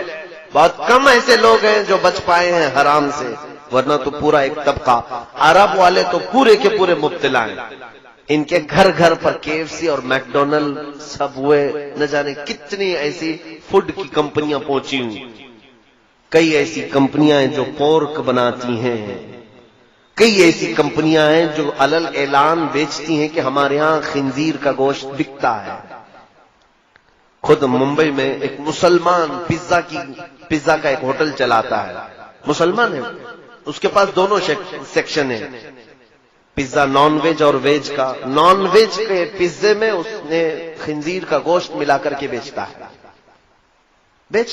اور اس سے سوال بھی کیا گیا تو کہتا ہے یہ تو آپ کی چوائس ہے، چاہے تو آپ کھائیں، نہیں تو نہ کھائیں، میں زبردستی تھوڑی نہ بیچ رہا ہوں. میرے عزیزوں، کھانے کی چیزوں کو اتنا بدل دیا گیا، اسی لیے میں کہتا ہوں اپنا ٹیسٹ بدل لو. بہت زیادہ زبان کو لذتوں کا عادی مت بنانا، ورنہ حرام چلا جائے گا پیٹ میں. اور پھر ہمارے ہندوستان میں کیا چھوڑا گیا؟ ہر اناج کو، ہر چیز کو، کبھی گائے کا پیشاب ملا کر کے، کبھی پتہ نہیں کیا کیا ملا کر کے. کمپنیاں نہیں آئی ہمارے ہاں، کوئی چاکلیٹ نہیں چھوڑا انہوں نے حرام چیزوں کے ملانے سے، کہ بچے چاکلیٹ کھائیں اور اس میں پتہ نہیں کن کن جانوروں کی چربیاں ملائی گئی. ہزار یہ کہتے ہیں کہ حلال ہے، حلال ہے، لیکن ان کی نیت میں کھوٹ ہے. میرے عزیزوں، ہمارے رزق پر بہت بڑا اثر ہو رہا ہے. میں چند دنوں پہلے چکن کے متعلق ایک بیان کیا تھا. میں حرام نہیں کہتا ہوں گوشت کو، چکن کو، لیکن وہ ہو سکے تو آپ سن لینا. یہ جو برائلر چکن جو بنائی گئی ہے، یہ 1960 کی پیداوار ہے. اس سے پہلے یہ سفید مرغیاں تھی نہیں دنیا میں. یہ جو برائلر چکن آپ جو دیکھ رہے ہیں نا، یہ بعد میں ایجاد کی گئی ہے. اس کو بنایا گیا ہے کراسنگ کے ذریعے سے. اور اس کی فارمنگ جو ہوتی ہے، سیم فارمنگ خنزیر کی بھی ہوتی ہے. امریکہ میں سب سے زیادہ طلب جس گوشت کی ہے وہ خنزیر کی ہے، پگ کی. اور اس کو کھلا کر کے جتنی جلدی بڑا کیا جاتا ہے، کیونکہ اس کی مارکیٹ ہے وہاں پر، ان کو جلدی جلدی گوشت چاہیے. خنزیر بڑا نہیں ہوگا تو گوشت کیسے ملے گا؟ تو جلدی بڑا کرنے کے لیے خنزیر کو جو چیز کھلائی جاتی ہے، وہی انڈیا، پاکستان یا سب جگہ پر ان کے فیڈز میں، مرغیوں کے، چکن کے فیڈز میں وہی چیز کھلائی جاتی ہے جو خنزیر کو کھلاتے ہیں. اسی لیے تو یہاں مرغیاں 40 دن میں بڑی ہوتی ہیں. ہمارا خود بھی فارم ہے، میرے بھائی فارم چلاتے تھے مرغیوں کے، مجھے معلوم ہے 40 دن نہیں ہوتا کہ یہ مرغی 2 کلو کی ہو جاتی ہے. کیسے؟ آپ اپنے گھر میں پال کر کے دیکھیں، 6 مہینے میں بھی بچہ ہی دکھتی ہے. یہ حیرت سے بہت تیزی سے بڑھاتے. یہ میرا ٹاپک نہیں ہے، لیکن میں آپ کو کہہ رہا ہوں کہ ہماری غذا پر بہت زیادہ کوشش کی گئی ہے کہ حرام کی آمیزش ہو جائے، تاکہ ان کی دعائیں قبول نہ ہوں، ان کی عبادتیں قبول نہ ہوں، اور ان کا اللہ رب العزت سے جو قریبی تعلق ہے وہ ڈسکنیکٹ ہو جائے. اسی لیے آج ہم کثرت سے دعائیں مانگ رہے ہیں، اللہ کی رحمت مانگ رہے ہیں. ہمارے ساتھ کیا ہو رہا ہے؟ حضور پاک صلی اللہ تعالی علیہ وسلم نے فرمایا، جب تک تمہارے پیٹ میں حرام لقمہ ہوگا تمہاری کوئی دعا اللہ تک نہیں پہنچتی، کوئی دعا نہیں جائے گی. اور یہ چاہتے ہیں کہ ہمارے جسموں میں حرام لقمے پڑے رہیں اور ہم دعا کرتے رہیں، ہماری کوئی دعا قبول نہ ہو. کپڑوں کو لے کر کے اور اس کے علاوہ رزق کو لے کر کے. دوائیوں کا معاملہ تو بہت ہی بڑا ڈیفیکلٹ ہے میرے عزیزوں. ایک پورا ڈرگ مافیا ہے پورے ورلڈ میں. انہوں نے دوائیوں کو ایک دھندا اور بزنس بنایا ہوا ہے. میڈیکل لائن ایک ایسی چیز ہے، اس پر ہی مجھے 2 گھنٹے بولنا پڑ جائے گا. یہ پوری دنیا میں جو دوائیاں بنائی جا رہی ہیں، کہاں دوائیاں بنتی ہیں ذرا تحقیق کر لو. میں بار بار یہی افسوس جتاتا ہوں، ہمارے بچوں کو گیم کھیلنے سے فرصت نہیں، انٹرنیٹ میں فلمیں اور سیریل اور پتہ نہیں ڈرامے دیکھنے سے فرصت نہیں. کاش یہ کچھ نالج والی باتیں بھی اپنے موبائل سے دیکھ لیتے. قرآن و حدیث مستقبل کے بارے میں کیا بتا رہے ہیں، یہ بھی انٹرنیٹ پہ بہت ساری چیزیں موجود ہیں. میں خود بھی تو مطالعہ کرتا ہوں، میرا سارا مواد میرے موبائل میں پڑا ہوا ہے. میں کہاں کہاں کتابیں اٹھا کر کے چلوں. تاریخ کی جتنی کتابیں میں نے پڑھی ہیں میرے انٹرنیٹ موبائل سے پڑھی ہیں، اکثر کتابیں. یہ ہمارا طبقہ کیوں نہیں پڑھتا آج؟ ہمارے نوجوان جو رات میں گیم کھیلنا شروع کرتے ہیں تو فجر ہو جاتی. کیا اللہ رب العزت کو تمہیں جواب نہیں دینا ہے کہ رات کس کام میں تم نے گزاری ہے؟ میرے عزیزوں، وقت بہت ہی تنگ ہمارے اوپر آ رہا ہے. یہ تھی باتیں. ڈرگ مافیا تو ایسی ہے کہ ایک گولی، میرے ان سے بھی بہت گہرے تعلقات ہیں، دوائیوں کی کمپنیوں والوں سے بھی. 75 پیسے کی جو گولی بنتی ہے وہ مارکیٹ میں 40 روپے 50 روپے کی بکتی ہے. ایک سٹنٹ جو لگایا جاتا ہے، یعنی بائی پاس سرجری کرنے والے یا پھر انجیوگرافی انجیوپلاسٹی جن کو ہوتی ہے، سٹنٹ لگاتے ہیں، $1 کا ہوتا ہے. $1 تقریباً 70 روپے کا سٹنٹ، اور اس کی قیمت یہاں پر 1 لاکھ 2 لاکھ روپے لی جاتی ہے. خیر یہ تو ان کی تجارت ہے، لیکن جانتے ہیں آپ کئی بیماریاں جان بوجھ کر کے وائرس کے طور پر پھیلائی جاتی ہیں. ہمارے ایک ڈاکٹر شفیق ہیں، ان کی تحقیق ہے، وہ کہتے ہیں کینسر یہ کوئی بیماری ہے نہیں، یہ وائرس ہے جو چھوڑا گیا ہے، اس کا علاج موجود ہے، لیکن چاہتی نہیں پوری ڈرگ مافیا کہ وہ علاج ہو جائے. اگر یہ علاج، بہت چھوٹی چھوٹی پتیاں ہیں، افغانستان کی کچھ پتیوں سے ایک ڈاکٹر صاحب نے علاج بھی کیا کینسر کا. وہ کہتے ہیں ان پتیوں پر اور اس کے جوس پر امریکہ نے پابندی لگا دی کہ لا نہیں سکتے تم. کیوں؟ یہ نہیں چاہتے کہ کینسر والے صحیح ہو جائیں. کیوں؟ کینسر جتنا بڑھے گا اتنا مال ڈرگ مافیا کو پہنچے گا، اتنی زیادہ، کروڑوں نہیں اربوں کی تجارت ہے یہ. میرے عزیزوں، پوری دنیا میں گولڈ پر قبضہ اگر کسی کا ہے تو انہی کا ہے. سنا ایک لفظ پر آپ توجہ دیں، آپ کو میں بتاتا ہوں. ان کو کیا کہتے ہیں؟ یہودیوں کو انگلش میں کیا کہتے ہیں؟ معلوم ہوگا نا آپ کو، جیوز. اور دنیا میں آپ دیکھنا سونے کی، گولڈ کی جو بھی دکان ہے اس کو کیا کہتے ہیں؟ جیولری. کیا کہتے ہیں؟ جیولری. یہ جیوز کا لفظ جیولری کے اندر ساتھ میں رکھا جاتا ہے. وہ یہ تمہیں احساس دینا چاہتے ہیں کہ سونے پر صرف ہمارا حق ہے، سونے پر صرف ہمارا حق ہے. اور یہ بھی آپ کو میں بتاؤں کہ ان کی پلاننگ کہ پوری دنیا میں سونے اور چاندی کو یہ قبضہ کریں گے اور یہ جو بولیں گے وہ کرنسی چلے گی. آج دیکھیں یہ کرنسی کا معاملہ بڑا ڈیفیکلٹ ہے. مجھے آج اعلیٰ حضرت فاضل بریلوی کی یاد آتی ہے. سرکار امام احمد رضا خان فاضل بریلوی رضی اللہ تعالیٰ عنہ 100 سال پہلے ہی ایک رسالہ لکھا ہے، کفل الفقیہ الفاہم فی احکام القرطاس والدراہم. اس پہلے زمانے میں کرنسی کیا چلتی تھی جانتے ہیں آپ؟ سونے کے سکے، چاندی کے سکے. توجہ چاہوں گا، سونے کے سکے، چاندی کے سکے. سونے کے سکوں کو دینار کہتے تھے اور چاندی کے سکوں کو درہم کہتے تھے. درہم اور دینار چلتے تھے پہلے. اب سنیے گا، سونے کا ایک سکہ ہے اور چاندی کا ایک سکہ ہے، اس کی اپنی ایک ویلیو ہے کہ نہیں ہے؟ وہ سونے کا ہے میاں. آج اگر ظاہر سی بات ہے کسی بھی سکے پر بادشاہ کی فوٹو ہوگی جو اس وقت بادشاہ چل رہا ہے، چلیں بادشاہ ختم ہو گیا، دوسرا بادشاہ آ گیا، کیا وہ سکہ بیکار ہو جائے گا؟ سکہ خراب ہو جائے گا؟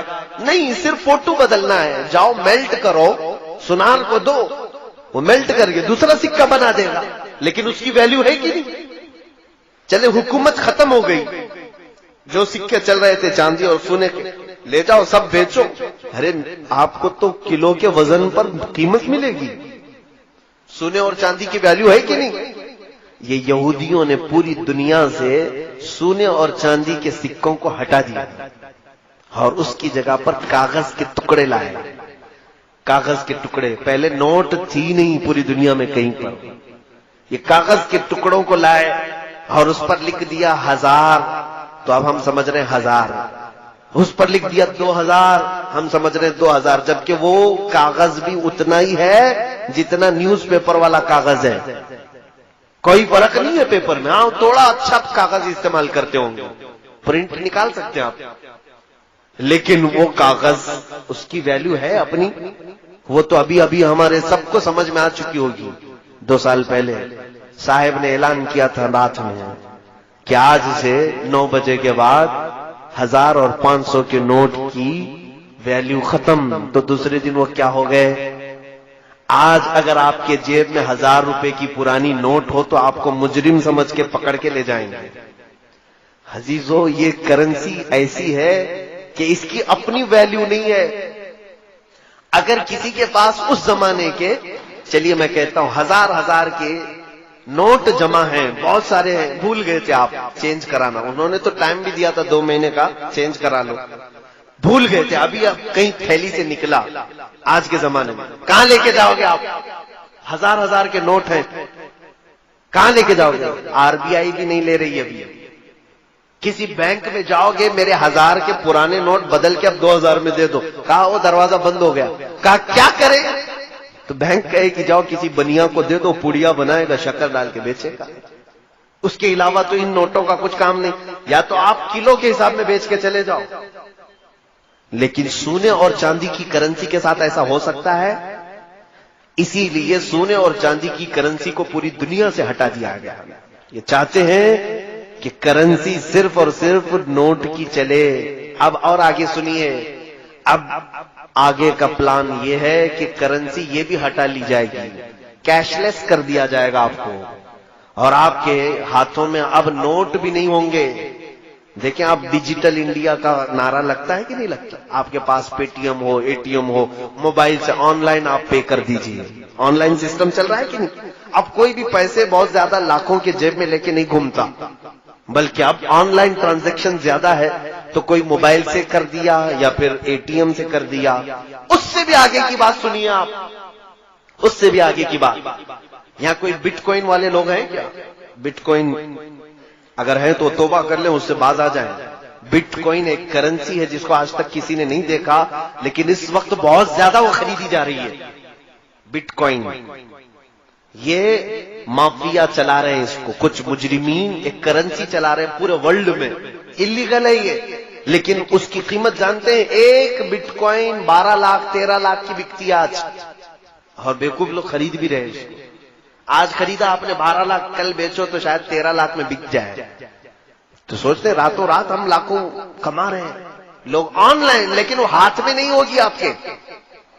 وہ کرنسی آپ کیسی دکھتی ہے وہ معلوم نہیں، لیکن آن لائن ہے. یہ ان کے منصوبے سنیے. ایک حدیث کی طرف آ کر میں اپنی گفتگو کو سمیٹتا ہوں، ختم کرنا ہے، آخری بات ہے.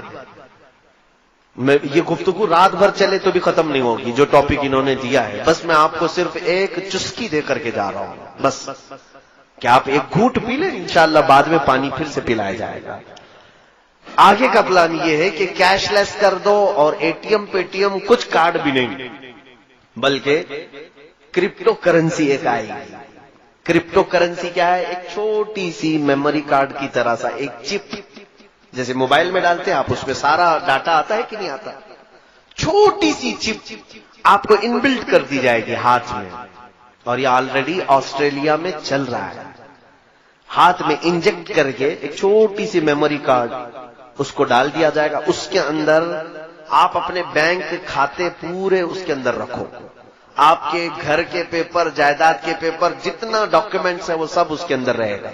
ظاہر سی بات ہے پیپر گم ہو جائیں تو بھی کچھ فرق نہیں، آپ پیپر جلا دو، نوٹ ختم کر دو، سارا آپ کا کام ہے آپ کے ہاتھ میں. آپ کو تو اچھا لگے گا نا. اب کارڈ لے کر کے چلنے کی بھی ٹینشن نہیں، پیسے لے کے چلنے کی بھی ٹینشن نہیں، میرے ہاتھ میں چپ ہے، اور چوری ہونے کا بھی ڈر نہیں، کوئی چوری بھی نہیں کر پائے. کیا کرے گا؟ تو سب کو یہ آسان لگ رہا ہے، اور لوگ قطار میں لگ لگ کر کے انبلٹ کروا رہے ہیں کرپٹو کرنسی کو. لیکن اس کا دوسرا پارٹ کیا ہے جانتے ہیں آپ؟ اچھا اس کو آپ کیسے دیکھیں گے کہ میرے اکاؤنٹ میں کتنے ہیں؟ آپ اپنے انگوٹے کا اپنا تھم کہیں پریس کریں، تھم پریس کریں گے آپ تو آپ کا پورا جتنا اکاؤنٹ ہے وہ ڈیجیٹل میں دکھائی دے گا کہ آپ کے پاس اتنے لاکھ روپے ہیں، اتنے ہزار روپے ہیں، آپ کے جائیداد کے پیپر یہ ہیں، سب آپ دکھا سکتے ہیں کسی بھی جگہ. وہ ہوگا کچھ پلان، میں نے تو اب تک دیکھا نہیں، لیکن سنا ہے یہ چل رہا ہے. اب اس کے بعد کیا ہوگا؟ اس کے بعد کیا ہوگا؟ ہم نے کرنسی سب ہٹا دی، گھر میں بھی پیسے نہیں، بینک میں بھی پیسے نہیں، کہیں نہیں، سب کہاں ڈال دیا ہم نے؟ اس چھوٹے سے چپ میں ڈالا ہے. لیکن وہ ویلیوبل ہے، دنیا اس کو کہے گی تم کو دکان میں کچھ خریدنا ہے تو جاؤ تھمب لگاؤ، 1000 روپے کے سامان خرید کر کے لاؤ. ابھی کل ہی ہم جا رہے تھے، دھورا جا رہے تھے، ہم نے دیکھا جس کار میں ہم بیٹھے ہوئے ہیں، کار پر ایک چھوٹی سی وہ چپ لگائی تھی، ٹول ناکے سے کار گزری، اچانک اس کا گیٹ اٹھ گیا. یہ جدید ٹیکنالوجی ہے. دبئی میں تو بہت پہلے سے چل رہا ہے کہ آپ ٹول میں کھڑے ہو کر کے پیسے بھرنا، جو چھٹے واپس لینا ضروری نہیں. 3 مہینے کا، مہینے بھر کا شاید ریفل ہوتا ہے، ایک چھوٹی سی چپ دیتے ہیں، یہ کار کے سامنے والے گلاس پر آپ لگائیں، جب بھی آپ کو ٹول کے اندر سے جانا ہے اور اچانک گیٹ اٹھ جائیں گے، واپس آنا ہے، دن میں گھومتے رہو. یہ آپ کے بریلی میں کل میں نے دیکھا ہے کہ نہیں ہے، چپ لگ رہی. تو اس کا مطلب ہوا جو ٹول لینے والے تھے ان کی سب چھٹی ہو گئی، پیسے لینے والے بھی نہیں، دینے والے بھی نہیں، سب پیسہ اس چپ میں آیا ہے.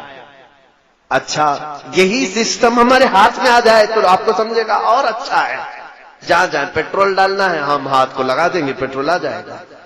ڈاکٹر کو پیسے دینا ہے وہاں پر بھی ہم اپنا تھم پریس کر دیں گے، اس کو جتنی بل ہے اس میں سے نکل کے چلی جائے گی. آسان آسان، یہ جو میں بتا رہے ہیں آسان.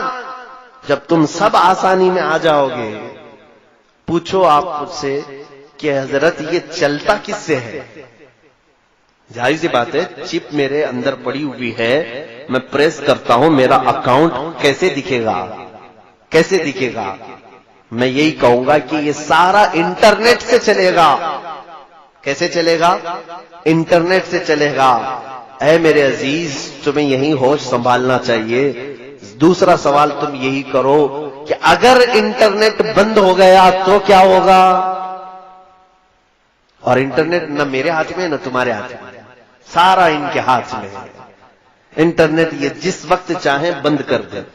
جس وقت انٹرنیٹ بند ہوا وہ تمہاری چپ تو وہیں پڑی ہوئی ہے. سامان والے کے پاس جاؤ گے، انگلی گھستے رہو، کچھ نہیں نظر آئے گا، کیونکہ انٹرنیٹ سے چلتا ہے. آج بھی آن لائن ٹرانزیکشن کا جو نقصان کشمیر میں ہوا، ان کشمیریوں سے پوچھو. 1 مہینے تک ان کا نیٹ بند رکھا گیا تو ان کے ٹرانزیکشن سب پورے کے پورے وہی سے ٹھپ پڑ گئے. جو آن لائن کرتے تھے کاروبار، ان کا سب ٹھپ پڑا ہوا ہے، کیونکہ نیٹ ہی نہیں چل رہا ہے. تو کیسے کریں گے؟ پیسہ تو اکاؤنٹ میں ہے لیکن وہ دیکھ نہیں سکتے. میرے موبائل میں ایپ ہے، اپلیکیشن ہے بینک کا، میں ڈائریکٹ کھول کر کے دیکھ سکتا ہوں کہ میرے اکاؤنٹ میں کتنے پیسے ہیں. لیکن میرے عزیزوں، کب دیکھ سکتا ہوں؟ جب میرے موبائل میں انٹرنیٹ اوپن ہے. تو اگر انٹرنیٹ بند ہے تو میں موبائل لے کر کے دن بھر پھروں، مجھے پتا نہیں ہوگا میرے بینک میں کتنے پیسے ہیں. صحیح بات ہے کہ نہیں ہے؟ تو آپ کو ڈیجیٹل لائف میں لایا جائے گا، اور کرپٹو کرنسی کے نام پر ایک وقت ایسا آئے گا. وہ حدیث کی طرف میں لے چلتا ہوں. میرے آقا صلی اللہ علیہ وسلم نے فرمایا کہ میری امت پر ایک وقت ایسا آئے گا کہ لوگ قحط میں پڑ جائیں گے، بھوک مری کے شکار ہو جائیں گے، یہاں تک کہ وہ غریبی اور مفلسی میں ایک دوسرے کا گوشت کھانے کی کوشش کریں گے، ایک دوسرے کا خون پینے کی کوشش کریں گے. کیسے؟ یہ وقت آئے گا جب آپ خرید نہیں سکتے، بیچ نہیں سکتے، کچھ نہیں کر سکتے. گھر میں بھوکا تو نہیں مرے گا آدمی، ساری چیزیں ختم کر دی جائیں گی. تب پھر آدمی ایک دوسرے پر جھپٹ پڑے گا، قتل کرنے کی کوشش کرے گا، انسان کا گوشت کھانے کی کوشش کرے گا. ان تمام چیزوں کی طرف اگر کوئی لانے کی کوشش کر رہا ہے تو یہی دجالی جو تنظیمیں ہیں. میرے عزیزوں، یہ ٹاپک چھوٹا نہیں ہے، بہت طویل ہے. پھر کسی دوسرے وقت پر میں ضرور حاضر ہو کر عرض کرنے کی کوشش کروں گا. جو کچھ بیان ہوا وہ آغاز باب تھا، آج یہ کہنا مناسب ہوگا. جو کچھ بھی بیان ہوا وہ آغاز باب تھا، لیکن میں انٹلیکچوئل طبقے کو یہ ضرور کہنا چاہوں گا، تم الرٹ رہو، تم حدیثوں کو پڑھو. اللہ کے نبی صلی اللہ تعالی علیہ وسلم نے ہر بڑے حادثے سے تمہیں پہلے ہی بتا دیا ہے کہ کیا ہونا ہے، لیکن صرف حادثے نہیں بتائے کہ قیامت آ جائے گی، دجال آ جائے گا، یاجوج ماجوج آ جائیں گے، بلکہ حدیثوں میں تم یہ پڑھو حضور نے ان سے بچنے کے طریقے بھی بتائے ہیں. یہ میرے آقا کی شان ہے، جہاں حادثوں کی خبر دی وہیں میرے آقا نے یہ بھی بتایا کہ تم اپنے آپ کو کیسے بچا پاؤ گے.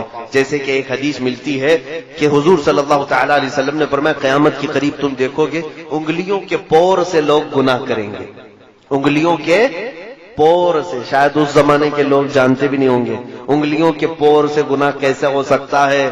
آج ہم دیکھ رہے ہیں سارا گناہ ٹچ اسکرین سے ہوتا ہے کہ نہیں ہوتا ہے؟ ٹچ اسکرین سے.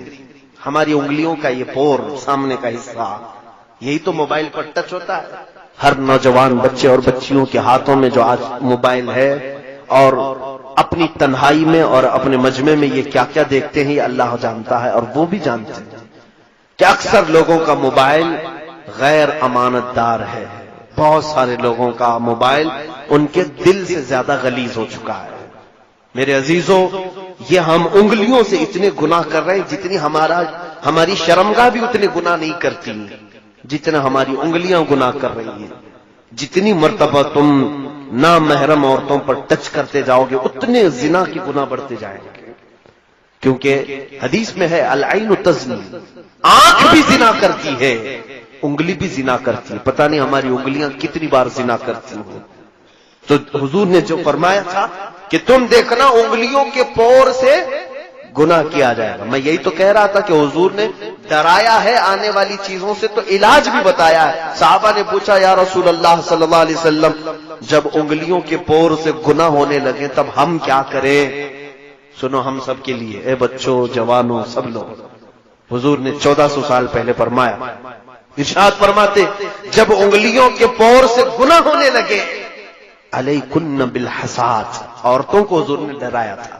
فرماتے تم اپنے ان انگلیوں میں تسبیح گھمانا شروع کر دو، ان انگلیوں میں تسبیح گھمانا شروع کر دو. جب تمہاری انگلیاں تسبیح کی عاشق بن جائیں گی تو تمہاری ان انگلیوں کو اللہ تعالیٰ گناہ سے بچا لے گا.